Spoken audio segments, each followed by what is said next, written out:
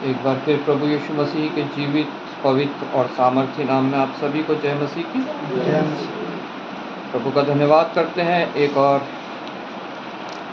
ये पवित्र दिन प्रभु ने हमारे जीवन में जोड़ा है, और जबकि प्रभु की उपस्थिति हमारे बीच में है, जैसा मीना ने प्रार्थना करी कि जहाँ 2 या 3 हमारे बीच, हमारे लोग जब इकट्ठा होते हैं प्रभु यीशु मसीह के नाम से, तो वो हमारे बीच में होता है। उसकी उपस्थिति हमारे साथ है, उसकी आत्मा हमारे बीच में है, जो हमें उसके वचनों को पढ़ने में, मनन करने में, समझने में हमारी सहायता करती है, हमारी प्रार्थनाओं में हमारी सहायता करती है, हमारे आराधना में हमारी सहायता करती है।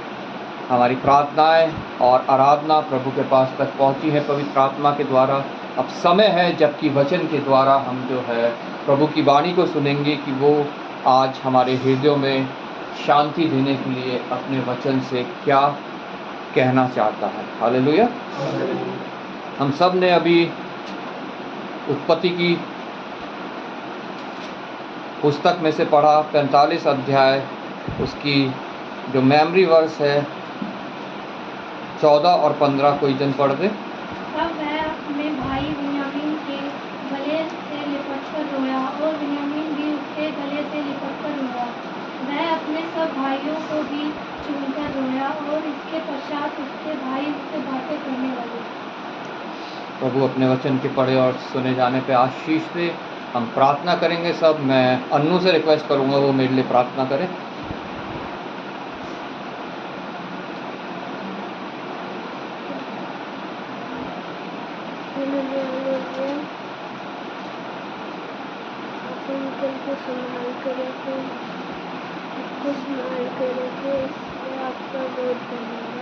आमीन आमीन।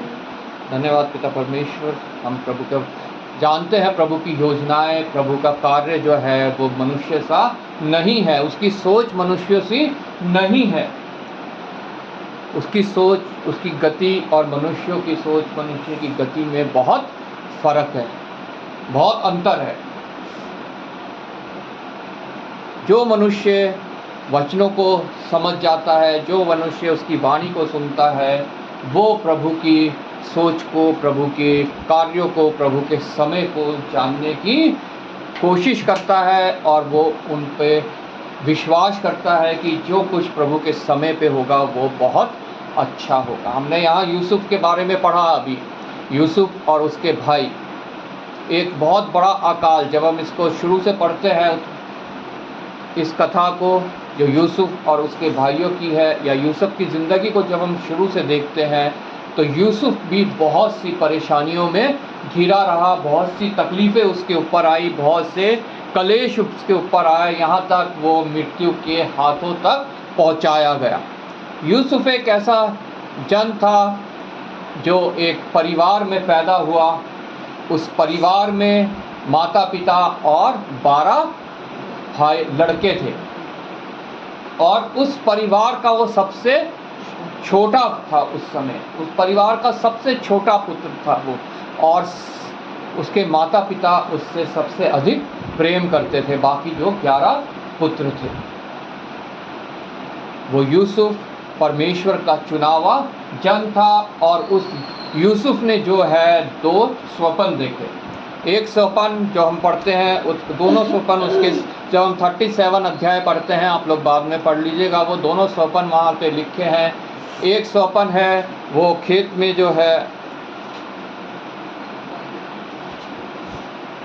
7वीं आयत से है, हम लोग खेत में अपने भाइयों को वो जो है अपना स्वप्न जो है वो सुना रहा है। हम लोग खेत में फूले बीग रहे हैं, और क्या देखता हूँ कि मेरा फूला उठकर सीधा खड़ा हो गया। तब तुम्हारे फूलों ने मेरे फूलों को चारों तरफ से घेर लिया और उसे दंडवत किया। ये स्वप्न है, ये एक भविष्यवाणी है, ये बाद में होने वाली एक बात है, जो उस समय एक स्वप्न के रूप में यूसुफ को दिखाई दी, और उसने अपने भाइयों को ये बताया। दूसरा उसने क्या देखा, इसमें ये आगे लिखा है कि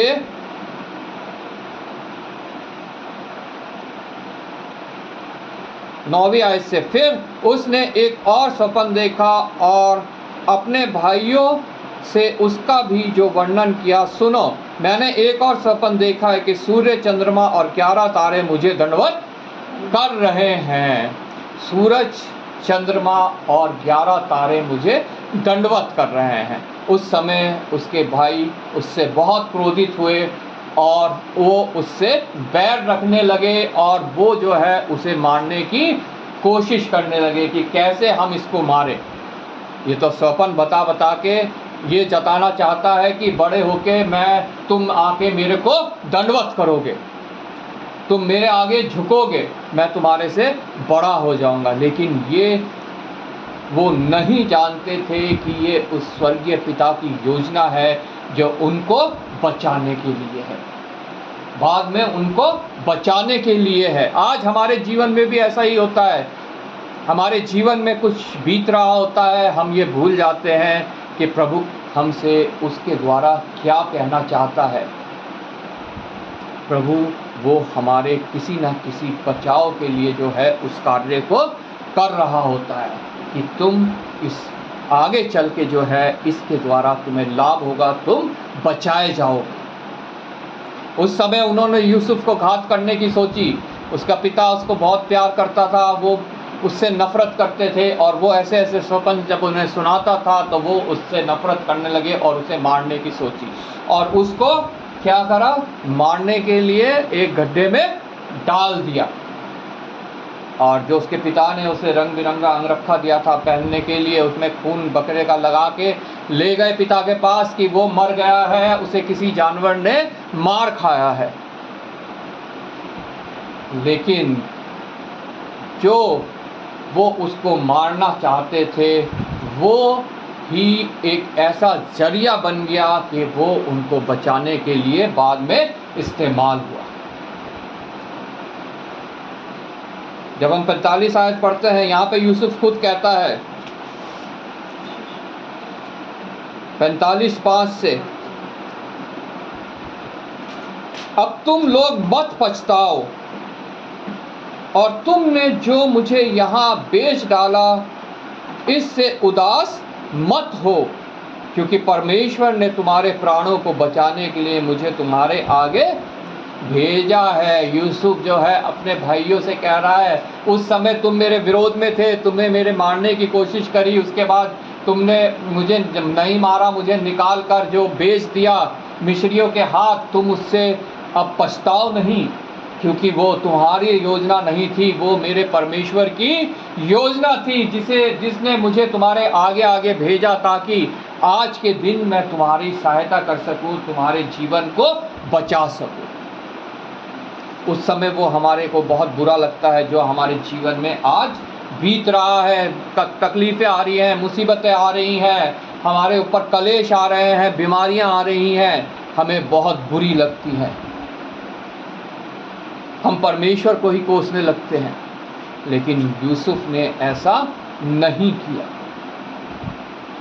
वो परमेश्वर पर विश्वास रखे रहा और उसे पता था ये जो कुछ हो रहा है मेरे जीवन में मेरे परम पिता की योजना के तहत हो रहा है और मैं उसकी योजना के तहत उसकी इच्छा पूरी करने के लिए जो भी कुछ मुझे सहना पड़े मैं सहूँगा। उसे जाके पोतीफर के पास बेच दिया गया। पोतीफर ने उसे अच्छा औहदा दिया, वो वहाँ कार्य करने लगा, लेकिन उसके ऊपर फिर एक कलेश आया पोतीफर की पत्नी के द्वारा जो है। लेकिन उसने पाप में पड़ने से अच्छा ये समझा कि मैं जेल में चला जाऊँ। उसने पाप नहीं किया बल्कि वो जेल में चला गया और जेल में रहते हुए भी उसने कभी भी अपने परमेश्वर के विरोध कोई भी बात नहीं बोली और ना की। प्रभु ने उसे इतना बुद्धिमान किया कि वो स्वप्न बताने का ज्ञानी बन गया और जब राजा ने स्वप्न देखे तो उसने उस राजा को उनके बारे में बताया कि ये इसका मतलब क्या है। और राजा ने उसे, फ़िरौन ने, उस समय जो वहाँ के राजा होते थे मिस्र के, उन्हें फ़िरौन कहा जाता था और फ़िरौन ने उसे अपने देश का प्रधानमंत्री बना दिया। मतलब राजा के डायरेक्ट नीचे जो कुछ देखभाल करनी है, जो कुछ निर्णय लेने हैं, वो सारे के सारे अब यूसुफ के हाथ में थे। यूसुफ कोई मिस्री नहीं था, हम ये बात याद रखें, वो कोई मिस्री नहीं था। यूसुफ एक इजरायली लड़का था। हालेलुया। वो उस समय फिजिकल इजराइल का जो है एक पुत्र था, और वो जाके मिस्र में जाके जो है वहाँ का प्रधानमंत्री बन गया, सिर्फ इसलिए क्योंकि उसने अपने परमेश्वर की योजना में सहयोग किया। उसने अपनी परमेश्वर की योजना को कोसा नहीं, उसे तुच्छ नहीं जाना, चाहे कितनी दुख तकलीफ उसके ऊपर आई, कितनी समस्याएं उसके ऊपर आई, मौत तक का उसके ऊपर जो है कलेश आ गया, लेकिन तब भी उसने परमेश्वर की योजना को समझा और उस योजना के लिए अपने आप को समर्पित कर दिया। आज हम क्या करते हैं, कुछ तरह सा भी कलेश हमारे ऊपर आता है तो हम अपना समर्पण छोड़ देते हैं। हम परमेश्वर की योजना का भाग बनना ही नहीं चाहते हैं। हम उस कलेश को, उस दुख तकलीफ, बीमारी को, उस घटी को, उस कमी को जो है परमेश्वर से दूर होने का एक जरिया बनने देते हैं। लेकिन ये परमेश्वर की ओर से एक हमारे लिए आशीष का कारण बनने जा रही है। हमारे दुख तकलीफ, हमारी बीमारियां, हमारे कलेश, हमारे संकट जो हैं, प्रभु का वचन कहता है तुम इनको अभी थोड़ा सा सह लो तो तुम्हारे लिए स्वर्ग में एक बड़ा प्रतिफल है। अगर इनमें तुम विश्वासी बने रहोगे तो तुम्हारे लिए स्वर्ग में एक बड़ा प्रतिफल है। कलेश होता है संसार में, हमें कोई इससे नहीं बचा सकता। प्रभु का वचन कहता है संसार में तुम्हें कलेश होता है, और अगर प्रभु का वचन ये कहता है तो कोई भी जन उस कलेश से बच नहीं सकता है, चाहे मैं हूँ, चाहे आप लोग हैं, या कोई और कितना बड़ा प्रभु का दास है, पादरी है, या प्रभु का विश्वासी। संसार में तुम्हें कलेश होता है, लेकिन प्रभु का वचन कहता है ढांढस बांधो। यूसुफ ने ढांढस बांधा। यूसुफ उस कलेश में डगमगाया नहीं। ढांढस बांधो, क्योंकि संसार को मैंने जीत लिया है। यूसुफ इस बात को जानता था। उसने ढांढस बांधा कि मेरे पिता ने संसार को जीत लिया है। जो कुछ इस पृथ्वी पे होता है मेरे जीवन में, वो परमेश्वर की आज्ञा के बिना नहीं होगा, क्योंकि उसका वादा है वो ना मुझे छोड़ेगा ना त्यागेगा। हमारी बहनें माताएं पहले कढ़ाई करती थी, अब तो मशीनों से होने लगी है। पहले एक गोल चक्कर में लगा के कढ़ाई करती थी, उसमें कुछ कुछ अच्छी अच्छी चीज़ें बनाती थी, फूल, पत्तियाँ, जानवर। जब उसको नीचे से देखते थे तो कुछ समझ नहीं आता था क्या बन रहा है, क्या हो रहा है, ये क्या बन रहा है। धागों के बस ऐसे लटके लटके ताने बाने से नज़र आते थे, लेकिन जब वो ऊपर से बनने के बाद देखते थे तो एक सुंदर कलाकृति वहाँ पे बन के तैयार होती थी।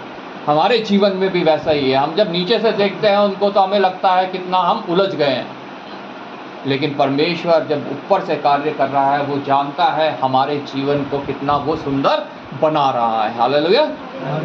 यूसुफ का जीवन भी ऐसा ही था। जब अगर हम उससे पढ़ते हैं, नीचे से देखते हैं, तो वो बहुत बिखरा हुआ जीवन था, बहुत समस्याओं से, बहुत परेशानियों से भरा हुआ जीवन था। लेकिन जब हम परमेश्वर की दृष्टि से ऊपर से उसको देखते हैं तो कितना सुंदर जीवन वो था, कितना अच्छा जीवन वो था कि परमेश्वर उसको अपने परिवार को बचाने के लिए तैयार कर रहा था। हालेलुया।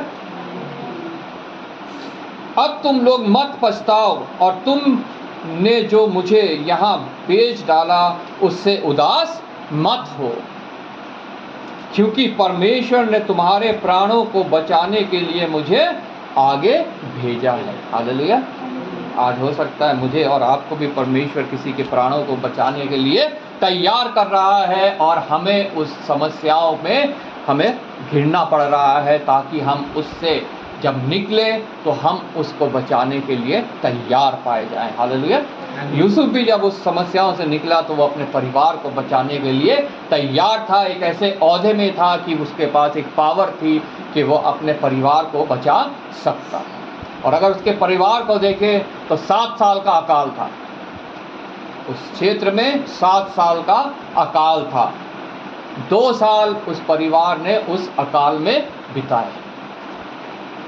हमारे जीवन में भी हो सकता है वो अकाल 7 साल का हो, और हमें भी उसमें कुछ समय बिताना बहुत ज़रूरी है। उस दुख में, उस तकलीफ में, उस समस्या में, उस परेशानी में, उस कलेश में, उस बीमारी में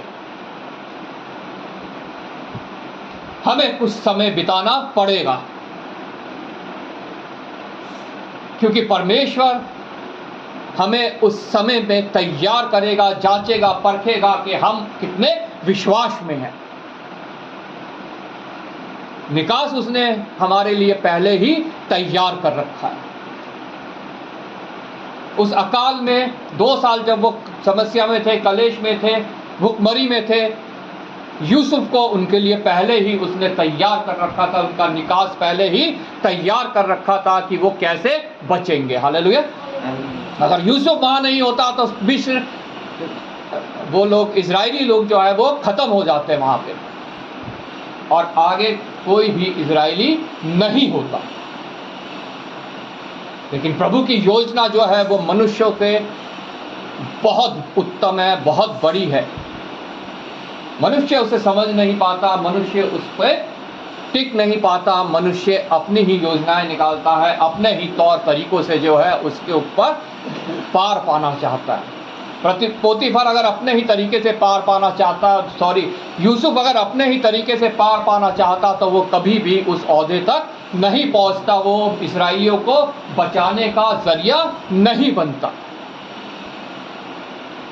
इतने बड़े ऑफिसर की वाइफ जो है उसे इनवाइट कर रही थी अपने साथ आने के लिए, लेकिन उसने उस बात को ग्रहण नहीं किया। वो अपनी ही तरह सोचता, मनुष्य की तरह सोचता, तो वो चला जाता उसके पास और पाप में पड़ता और उसका जीवन सत्यानाश हो जाता, और वो इजराइलियों को बचाने का जरिया नहीं बन पाता, अपने कुटुंब को बचाने का जरिया वो नहीं बन पाता। मौका था उसके पास उस जेल खाने से बचने का जहां पे वो कैद रहा, लेकिन उसने उस जेल खाने को उस पाप से उत्तम समझा कि जेल में रहना उस पाप में पड़ने से उत्तम है। आज मुझे और आपको अपने आप को जांचना है। हम प्रभु की योजना के भागी हैं कि हम अपनी ही योजनाएं बना रहे हैं, हम अपने ही तौर तरीके से चल रहे हैं। वो 2 वर्ष लिखा, आगे 6 आयत पढ़ते हैं, क्योंकि अब 2 वर्ष से इस देश में अकाल है। 7 साल का वर्ष था, 2 वर्ष बीत चुके थे, और उसके कुटुंब ने, उसके भाइयों ने, उसके माता पिता ने वो 2 वर्ष जो है उस अकाल में बिताए थे। उसमें भी हम देखते हैं वो मिस्र में गए, पैसा लेके गए, वहाँ से जो है वो खाने की वस्तु खरीद के लाए। दोबारा वो ख़त्म हो गई, दोबारा उसके पिता ने उन्हें भेजा जाके वहाँ से खाने की वस्तु खरीद के लाओ। इस दौरान यूसुफ उन्हें पहचान गया, और यूसुफ ने कहा कि मैं सबसे छोटा जो तुम्हारा भाई है उसको भी लेकर आओ। और जब वो लेके आया, उसने उन्हें खाने पीने की वस्तुएं दी, और अपना पीने का कटोरा जो है वो छोटे भाई के, बिन्यामीन के झोले में रख दिया, ताकि वो एक योजना के तहत पूरे इजराइल को, जो वो कुटुंब है, उसको मिस्र में लेके आए, और वो वहाँ पे उनका लालन पालन हो, उनको खाने पीने को मिले, उनके जानवर को खाने पीने को मिले, और उसका वंश बढ़े, और एक इजराइल उत्पन्न। हालेलुया। और इस योजना के तहत यूसुफ ने कार्य किया, और अपने पिता को, अपने घर वालों को, अपने भाइयों को, अपने कुटुंब को जो है वो बचाने पाया। लेकिन उसके लिए उस परिवार ने भी 2 वर्ष जो है वो सहा उस अकाल को। मैं कितना सह रहा हूँ, आप लोग आज कितना सह रहे हैं, हमें ये देखना है, ये जांचना है। क्या हम परमेश्वर के समय का इंतज़ार कर रहे हैं कि हम अपने ही समय से कार्य को करना चाहते हैं, अपने ही समझ से कार्य को करना चाहते हैं?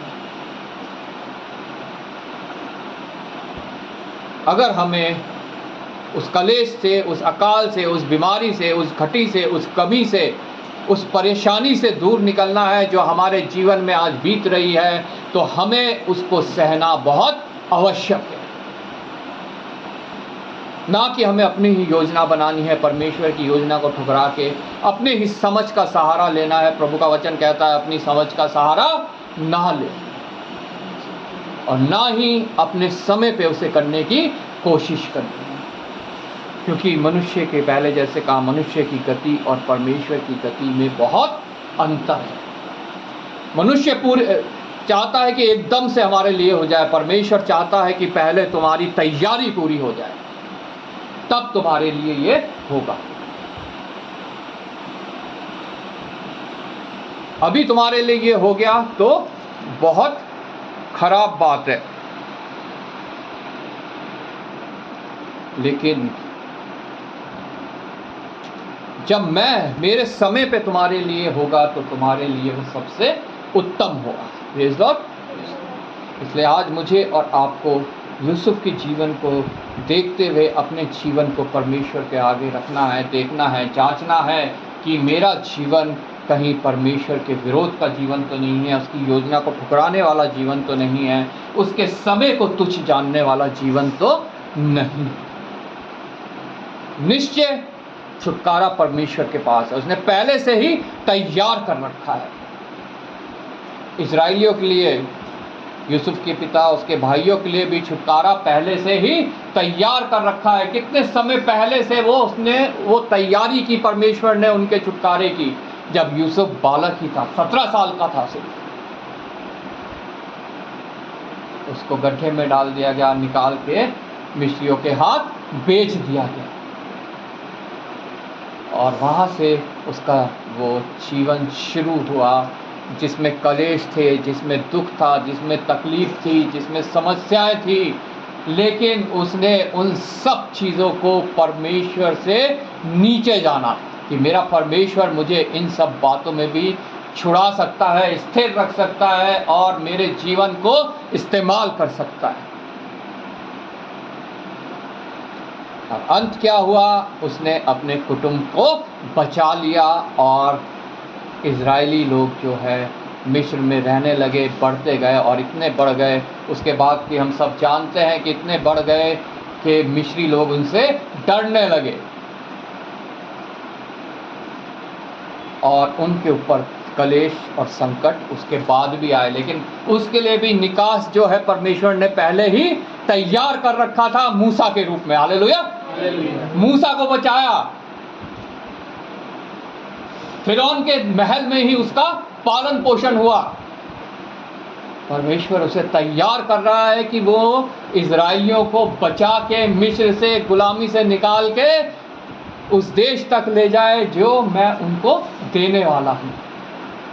लंबी तैयारी है मूसा के जन्म से लेकर उसके 40 साल तक होने की, लंबी तैयारी, इजराइलियों के छुटकारे की तैयारी।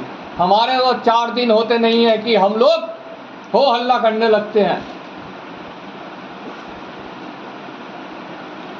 उन इजराइलियों के उस गुलामी में रहते हुए कितने साल उन्होंने जो है परमेश्वर के समय का इंतजार किया। क्या मैं और आप परमेश्वर के समय का इंतजार कर रहे हैं? हमें अपने आप को जांचना बहुत आवश्यक है।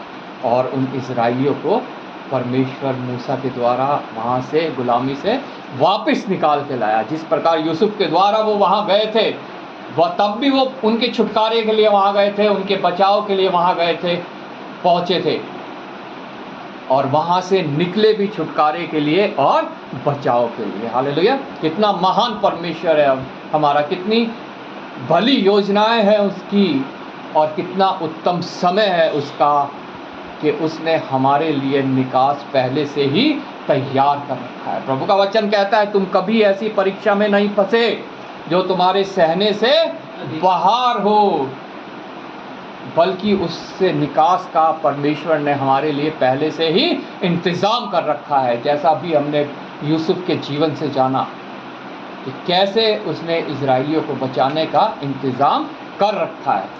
हमें तो सिर्फ उसकी बाट जोड़नी है, उसकी योजना का भाग बनना है, और फिर देखो हमारे जीवन के द्वारा कैसे बड़े बड़े कार्य होते हैं। हालेलुया। प्रभु आपको इस वचन के द्वारा आशीष दे। मैं रिक्वेस्ट करूँगा रविशंकर